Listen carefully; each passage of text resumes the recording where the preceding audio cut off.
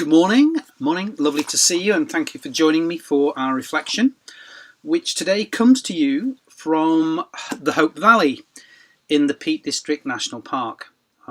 April and I have spent the last few days here wandering around its hills and its valleys, and it's a place that means a lot to us actually, and holds many happy childhood memories. And it is a beautiful place, an incredibly beautiful piece of creation that has been crafted and sculpted over unimaginable timescales. And what we now see as these stunning hills and valleys has a long story that, as far as we understand, began 70 million years ago around a coral lagoon on the edge of a shallow, warm sea by the equator, believe it or not.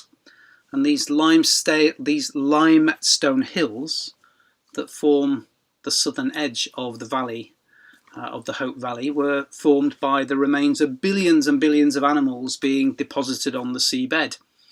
And then if we look to our west, the shale that would become the shivering mountain of Mamtor were formed by the volcanic action of the subsequent millions of years as the Earth's giant tectonic plates sort of wandered their way north to their current location here. The unique and famous Blue John minerals on sale in the shops here were formed by the same volcanic action over millions of years.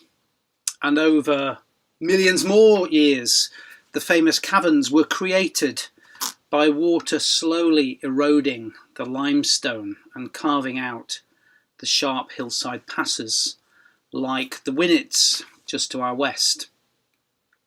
And then, almost yesterday in geological time, the final touches to the masterpiece were applied by the huge glaciers of the Ice Age, when as recently as 10 to 15,000 years ago, this whole landscape stood submerged under a mile of ice. And to us, these stunning, grand, awe-inspiring, sculpted pieces of creation, they feel permanent, don't they? And yet on the scale of the universe, they've come about in merely a heartbeat. And in the next heartbeat, they'll be changed again.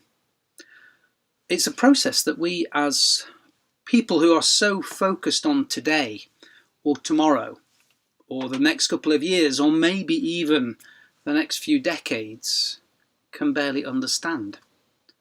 And yet what we can appreciate and see is the results. It's a place that really obviously works deeply on people, that speaks to us without words. The thousands who cram this part of the country throughout the year to walk on the peaks, to take in the vistas, to sample the awesomeness, that tell us that.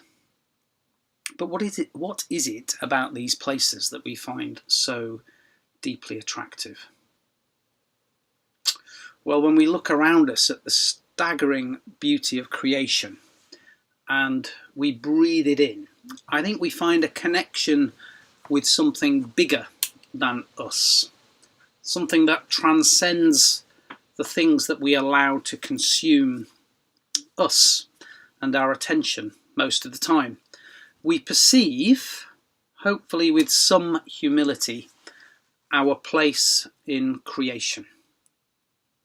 To get a little sense of the size and the grandeur and the awesomeness of creation, and of our utter tininess, our utter inconsequence in the grand scale of the universe. The hills and the valleys and their billion-year stories, they speak to us of the outrageous creative power of God. From nothing, God spoke the universe into being about 14 billion years ago, and he's been shaping it and working it ever since.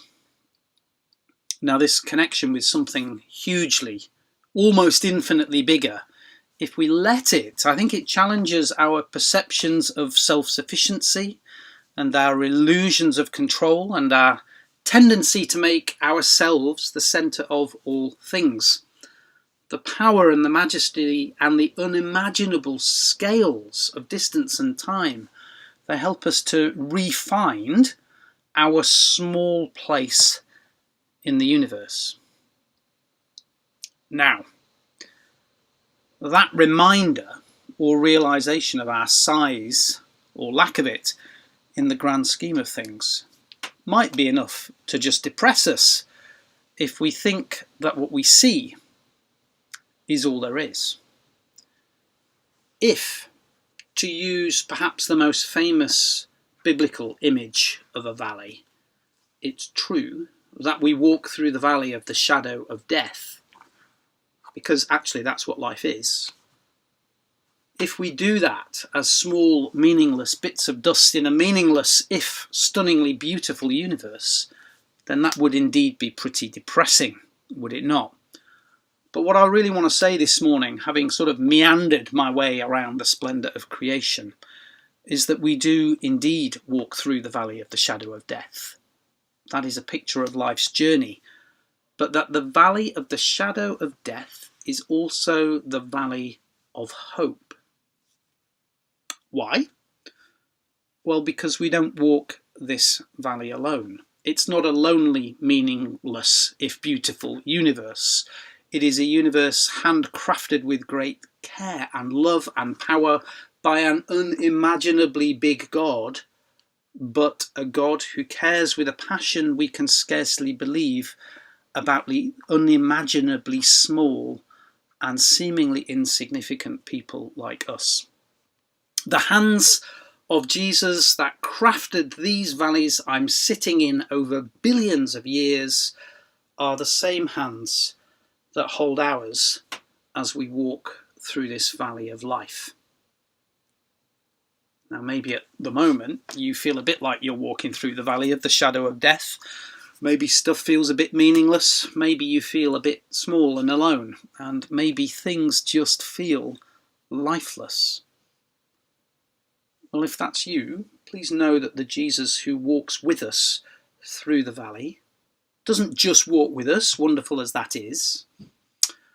There's this other image of a valley in the Bible which paints a picture of a dry valley devoid of life, full of bones, and life seems to have gone from the place permanently. It's an image that should be hopeless if it weren't for the fact that this God who walks with us, this Jesus, is the God of life, the God who breathes life into the situations that look dead and hopeless. In a universe created by the God of life, there is no such thing as hopeless. We might walk through the valley of the shadow of death, but we don't walk it alone. And because of who we walk it with, we live in the valley of hope. Because we walk with the one who does the impossible, who turns nothing into something, clumps of matter into heart-achingly beautiful mountains, and death into life. I hope that whatever your walk through the valley looks like at the moment, that you would know the loving presence of Jesus alongside you, the universe-breathing, mountain-making, life-bringing God. If you haven't seriously tried him as a travelling companion, I can wholeheartedly recommend him. He's good company. So, as I wish you goodbye from the very aptly named Hope Valley, we're off for a walk in the autumn sunshine. I hope and pray you have a blessed day and look forward to seeing you soon. Bye-bye.